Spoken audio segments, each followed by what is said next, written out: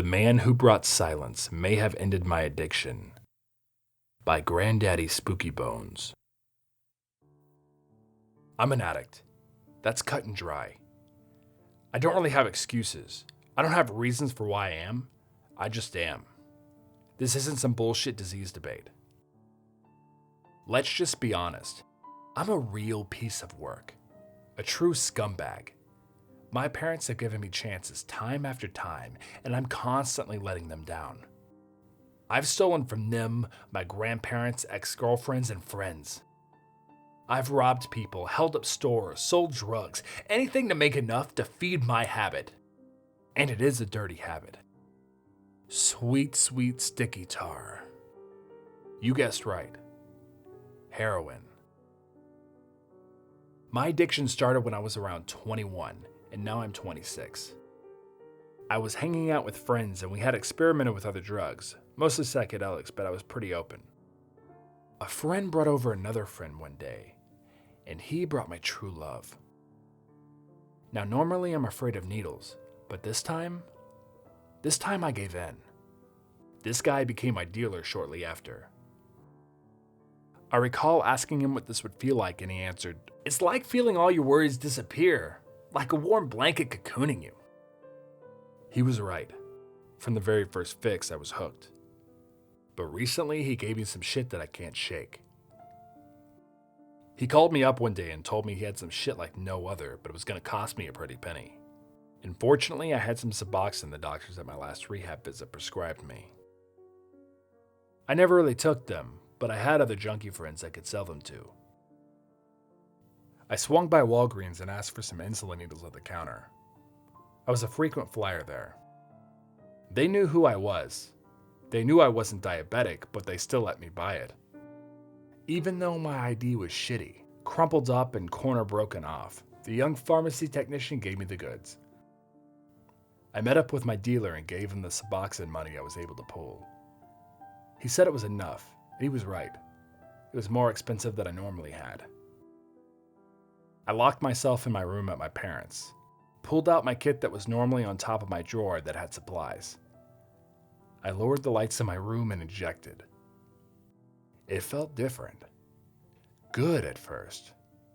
I was surrounded by warmth. My senses were overloaded. And like every other time, I collapsed. I just laid there and felt the warmth. But didn't last long. Soon enough, I went numb, paralyzed. I couldn't move a wink. I was gone. I could only drool. I couldn't even speak. What normally was a chill trip turned into a living nightmare. Have you ever heard the sound of cicadas? I live in the city. We don't get those here. But I did in fact hear them. They went wild, screeching and screaming their song. I wanted nothing more than to cover my ears, but I couldn't. My vision started to fade and my breaths became shorter. I saw my skin bubble and felt the bugs underneath crawling and screaming to get out. Right when my skin was cracking open and I was seeing the bugs, everything went dead quiet.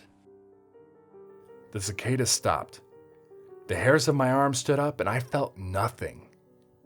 I know this sounds weird, but this was worse than the hectic noises. Then he walked in.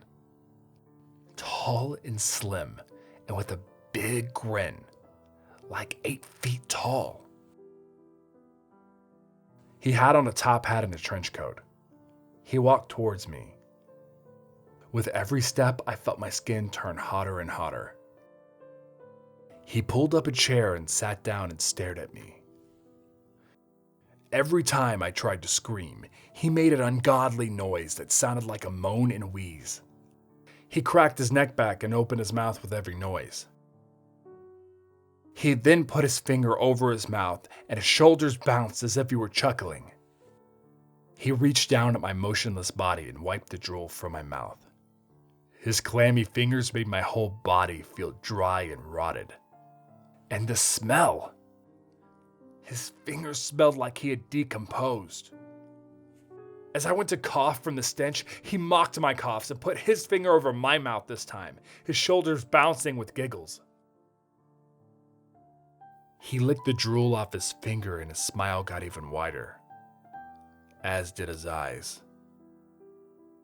He knelt down at me and opened his mouth so wide a bowling ball could have fit in. He put his mouth over my face and inhaled all the saliva out. Then he put his fingers over my eyelid and closed them. When I came sober again, I was severely dehydrated. I couldn't chug enough water. My skin is still feeling so cracked, lotion isn't helping. As I'm typing this right now, I have several other tabs open of various rehabs to contact. My dealer won't answer his phone, but the cicadas won't stop humming. Shit!